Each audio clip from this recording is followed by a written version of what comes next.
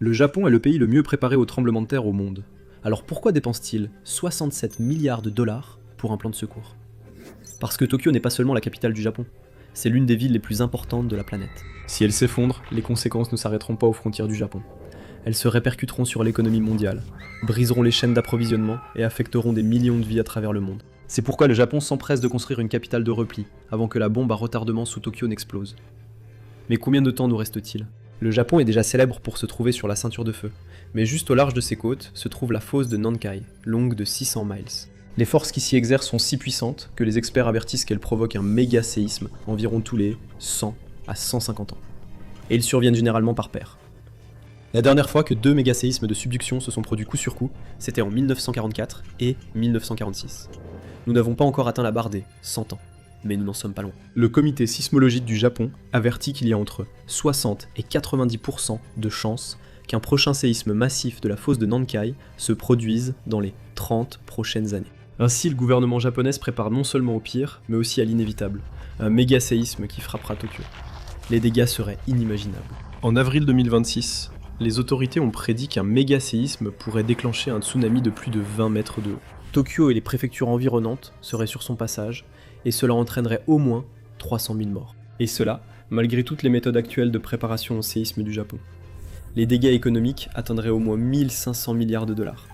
Ce serait une catastrophe sans précédent. Pourquoi? Parce que financièrement, le Japon a mis tous ses atouts dans le même panier. Un centre unique exposé au séisme.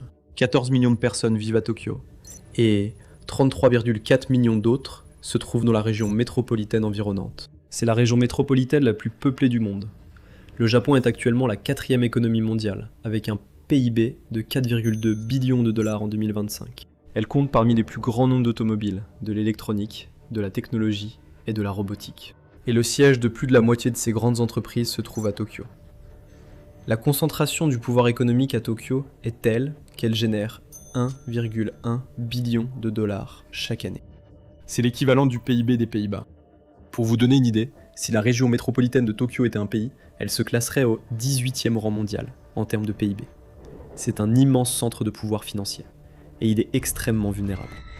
Et tout cela se trouve à l'intersection de 4 plaques tectoniques. Il suffirait d'un seul séisme de magnitude 9,0 pour que Tokyo passe du statut de centre financier mondial à celui d'une ville plongée dans une tempête parfaite de décombres, d'inondations dues au tsunami, et même de cendres volcaniques et de retombées potentielles. Parce qu'après une rupture catastrophique de la faille de Nankai en 1707, il n'y a pas seulement eu un énorme séisme, mais le mont Fuji est aussi entré en éruption. D'énormes tsunamis se sont abattus sur les côtes japonaises, et des dizaines de milliers de bâtiments ont été détruits. Le potentiel de destruction est stupéfiant. Ce n'est pas seulement un problème japonais. C'est une tragédie pour tout le monde, car le Japon contrôle une part majeure d'un marché dont dépend le monde entier, les semi-conducteurs. Tout, de votre voiture et vos appareils médicaux, à votre ordinateur, votre smartphone, votre téléviseur et les satellites, a besoin de semi-conducteurs. À l'échelle économique nationale, un très grand nombre d'industries, de la fabrication et des centres de données à l'aérospatiale, ont absolument besoin de semi-conducteurs pour fonctionner.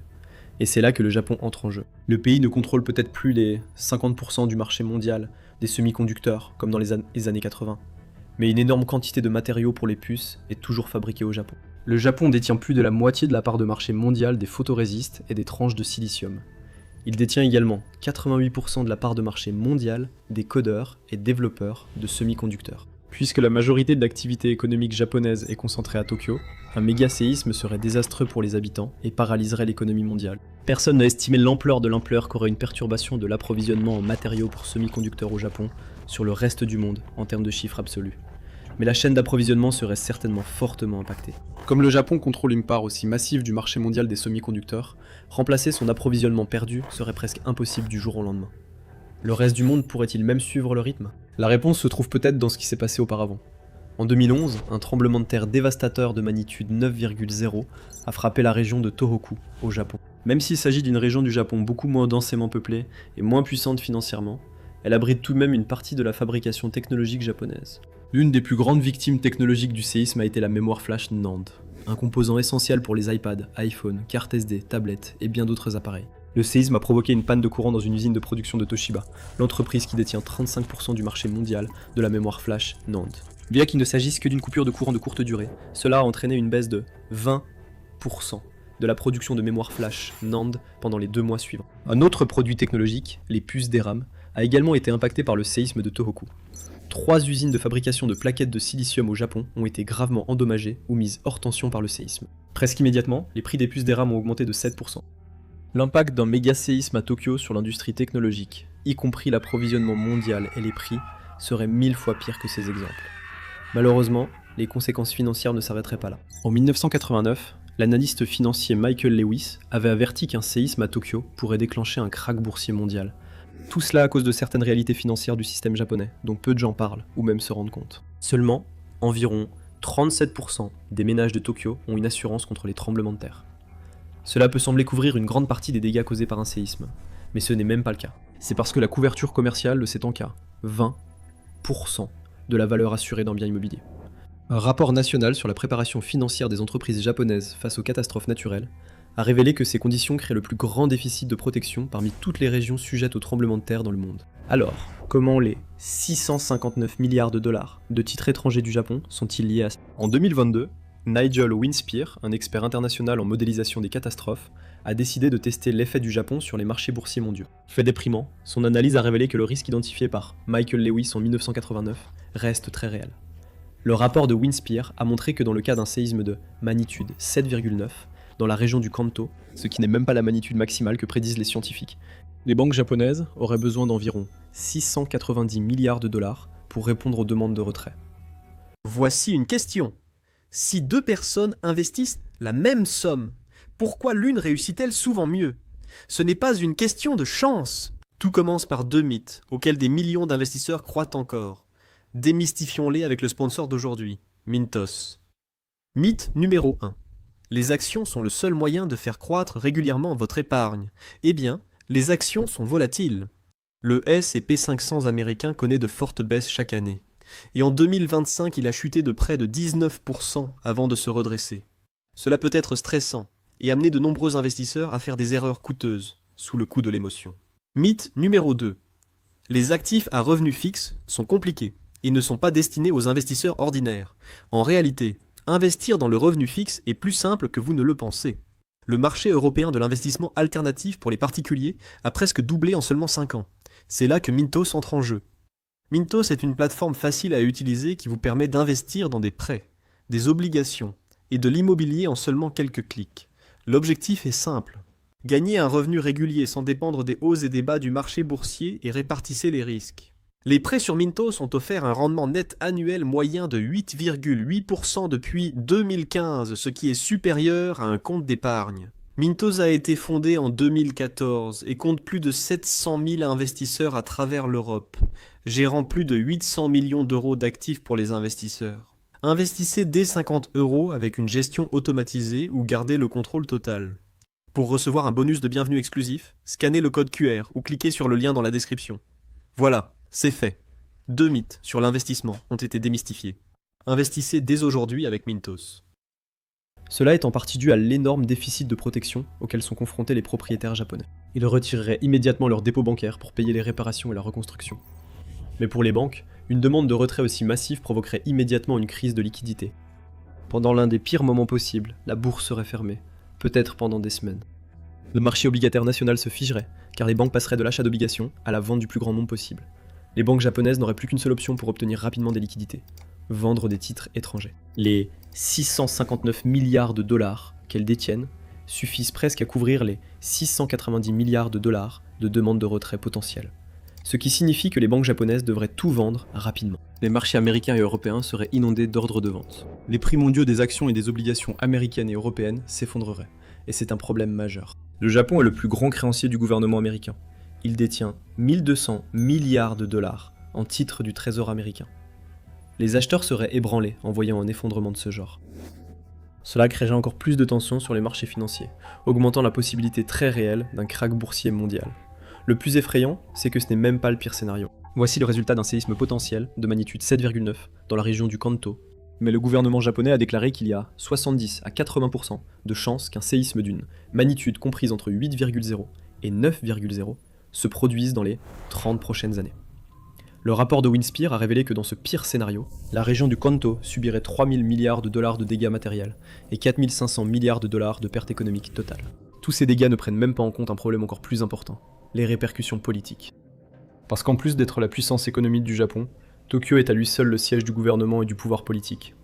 Les réunions du cabinet, les fonctions parlementaires et les services administratifs seraient tous immédiatement suspendus. Il est possible qu'un nombre important de fonctionnaires et de politiciens soient blessés, incapables de travailler, ou morts. Comment le gouvernement pourrait-il continuer à fonctionner si les fondations mêmes de ces sièges du pouvoir s'effondraient ? En juin 2026, face à la forte probabilité d'un méga-séisme, le Parti libéral-démocrate a approuvé un projet de loi visant à créer la solution de secours ultime, une seconde capitale, une qui pourrait prendre le relais pour assurer les fonctions gouvernementales importantes, particulièrement en cas de crise nationale majeure, comme celle qu'un tremblement de terre majeur pourrait provoquer. Les ministères et les agences pourraient reprendre leurs activités dans une ville de secours. Bien que l'administration japonaise actuelle n'ait pas encore décidé quelle ville ce serait, il y a probablement une candidate, Osaka. Le projet de loi fait partie d'un accord plus large entre le PLD et le JIP, le Parti de l'innovation du Japon. Le JIP a son siège à Osaka, il soutient donc sa propre ville pour obtenir le titre de seconde capitale. Mais même si le cadre théorique a été posé pour un protocole pour un scénario catastrophe, cela ne veut pas dire que ce sera facile. Il y a déjà eu des divisions. L'un des principaux points de discorde était de savoir s'il devait y avoir des référendums avant de créer des arrondissements administratifs spéciaux, comme ceux de Tokyo, dans une future seconde capitale. Ces référendums avaient déjà échoué 2 fois à Osaka. Un compromis a finalement été trouvé. Seuls les résidents de la ville concernée seraient autorisés à voter. Une question encore plus importante demeure. Osaka est peut-être la favorite, mais personne ne sait quelle ville sera réellement choisie. Et cette incertitude a ravivé un combat vieux de plusieurs décennies, concernant la domination de Tokyo sur le Japon. En 1945, Tokyo représentait 13% de la population japonaise. En 2024, près d'un Japonais sur 3 vivait dans la région de Tokyo. Comme l'a dit un journal japonais, le Mainichi, l'hypercentralisation autour de Tokyo est devenue une maladie chronique pour le Japon. Selon le même éditorial, les politiques mises en œuvre par le gouvernement central basé à Tokyo ont privé les régions de leur caractère unique. Mais le plus gros problème pourrait bien être Tokyo elle-même. Un pays célèbre pour sa technologie lutte encore avec des systèmes obsolètes et une numérisation lente. Sans incitation forte pour que les entreprises s'installent ailleurs, Tokyo continue de se renforcer, absorbant la population, l'argent et les opportunités du Japon, tandis que le reste du pays prend encore plus de retard. Ainsi, différentes villes et régions considèrent cette législation potentielle comme une opportunité d'acquérir plus de pouvoir politique et financier, pour elles-mêmes, loin de Tokyo. Cela déclenchera probablement une compétition intense, et potentiellement une perte de temps, entre les villes pour l'honneur de devenir la deuxième capitale du Japon. Mais créer une seconde capitale est compliqué. Il ne s'agit pas simplement de construire un bureau gouvernemental de secours. L'ensemble du système financier et des infrastructures publiques du Japon devrait être repensé pour fonctionner à partir de 2 centres de pouvoir. L'une des institutions les plus importantes qui prend ce plan au sérieux est la Banque du Japon, la BOJ, la banque centrale du pays et un pilier de l'économie japonaise. Si même la BOJ doit se préparer à une seconde capitale, cela montre à quel point cette entreprise est vraiment gigantesque.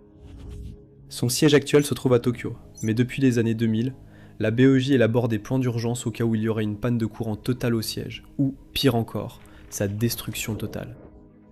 Comme la première succursale de la BOJ a été ouverte à Osaka, cette ville semblait être le choix naturel pour le site de secours. Si le centre informatique de Tokyo de la BOJ est hors ligne, mais que le bureau de Tokyo reste intact, il continue de fonctionner tout en traitant les données via le centre de secours d'Osaka. Si Tokyo devient totalement inutilisable, les opérations peuvent être entièrement transférées à Osaka. En d'autres termes, les paiements, les règlements et autres transferts dont les gens auront désespérément besoin après une catastrophe naturelle continueront sans aucun problème. Pour s'assurer que le plan fonctionne, la Banque du Japon le teste chaque année, en transférant temporairement les opérations de Tokyo à Osaka. Le site de secours de la Banque du Japon à Osaka, c'est comme avoir un deuxième Wall Street identique à 500 km de là. Pour s'assurer que la nation se reconstruise aussi rapidement possible après un tremblement de terre à Tokyo, de nouveaux projets d'infrastructures sont également prévus en conséquence. Il y a un projet de train à lévitation magnétique d'1 billion d'yens, soit 6,3 milliards de dollars, destiné à relier Tokyo à Nagoya puis à Osaka. L'argument de vente du nouveau maglev, c'est la vitesse. Il circulera à environ 500 km/h.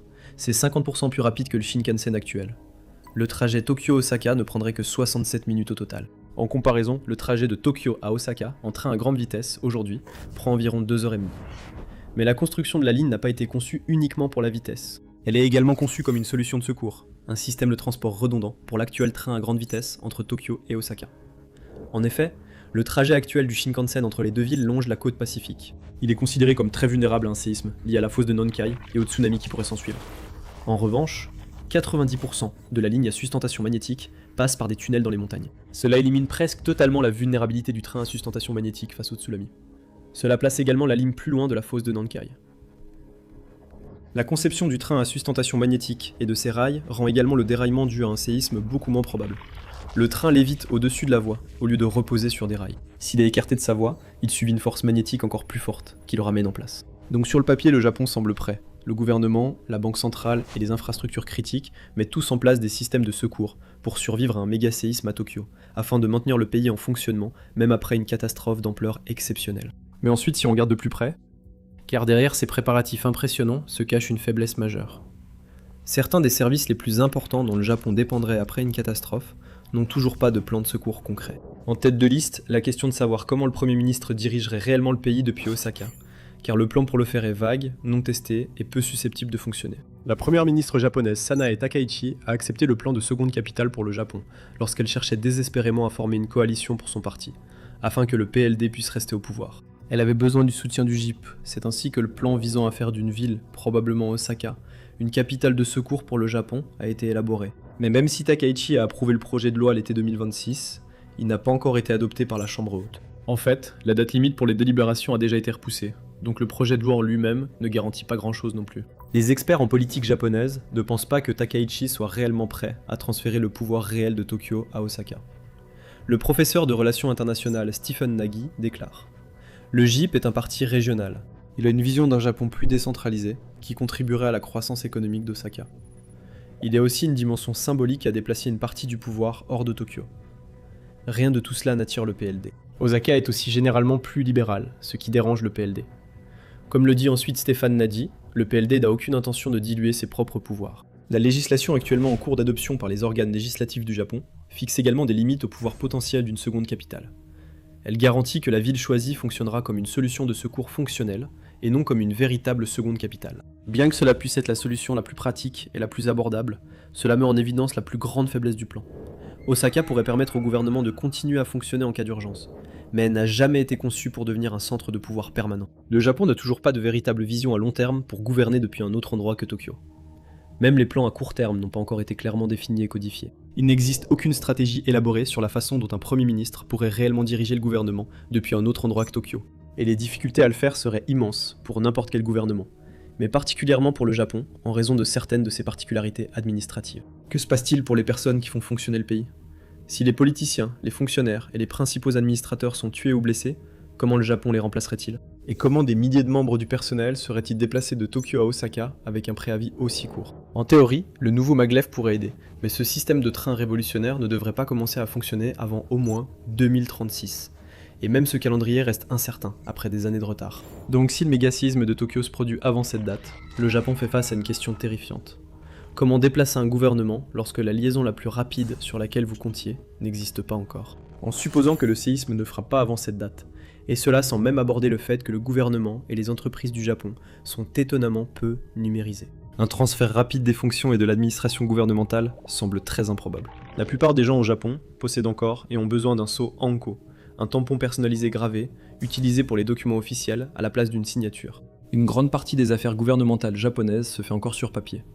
Un rapport de 2023 a révélé que seulement 16,8% des documents officiels japonais sont numériques. Plus de 4 documents officiels sur 5 ne sont conservés que sur papier. Cette réalité crée un obstacle logistique presque insurmontable pour assurer le fonctionnement du gouvernement en cas de catastrophe provoquant l'effondrement des bâtiments, des inondations et des incendies. Les fichiers numériques peuvent être sauvegardés et envoyés dans le cloud. Les documents papier seraient détruits dans le chaos qui s'ensuivrait. Et cela ne concerne que le gouvernement, le secteur privé c'est pire. Une enquête menée en 2024 a révélé que 17% des entreprises japonaises utilisent uniquement du papier pour leurs documents internes. Pendant ce temps, moins de 10% des entreprises sont entièrement numérisées. Donc plus de 90% dépendent du papier, sous une forme ou une autre. Les dégâts potentiels que les entreprises pourraient subir après un tremblement de terre seraient bien pires. Le débat public a également quelque peu freiné l'élaboration d'un plan catastrophe pour Tokyo. Les journaux conservateurs se sont montrés très critiques envers le projet de seconde capitale. Une publication, le Yomiuri, a écrit: Il ne semble pas nécessaire de limiter les sites de relocalisation des ministères et agences à une grande ville. C'est probablement une question à considérer séparément de celle de la seconde capitale. Ils ont également rejeté l'ensemble de la proposition initiale du GIP, la jugeant difficile à comprendre. Le problème, c'est que toutes ces délibérations, ces résistances et cette incertitude concernant la création d'une seconde capitale font perdre un temps précieux. Un temps que le Japon n'a pas. Nous approchons rapidement de la date prévue à laquelle la fosse de Nankai pourrait provoquer l'un de ces célèbres méga-séismes, et les scientifiques ne peuvent pas prédire exactement quand cela se produira. Le meilleur espoir du Japon à ce stade, c'est que cela se produise plus près de la barre des 150 ans que de celle des 100 ans. Car dans ce dernier cas, le prochain méga-séisme aurait lieu en 2044. Le gouvernement japonais et les institutions financières n'auraient que 18 ans pour mener à bien l'un des processus logistiques les plus complexes qu'on puisse imaginer. Le Japon sait que le temps presse, il sait que Tokyo est vulnérable, il sait qu'une catastrophe d'une ampleur historique approche. Mais connaître le problème et le résoudre sont deux choses très différentes. Car lorsque le séisme de la fosse de Nankai frappera, le Japon pourrait découvrir que sa plus grande faiblesse n'a jamais été le séisme lui-même. C'était d'abord mis le destin d'une nation entière et de l'économie mondiale entre les mains d'une seule ville. Le séisme de la fosse de Nankai sera peut-être la prochaine grande catastrophe du Japon, mais ce ne sera pas la première fois que le pays fait face à une catastrophe de cette ampleur. Regardez comment la catastrophe de Fukushima s'est réellement produite, pour voir comment une catastrophe naturelle s'est transformée en l'une des pires crises nucléaires de l'histoire. Ou cliquez sur cette vidéo.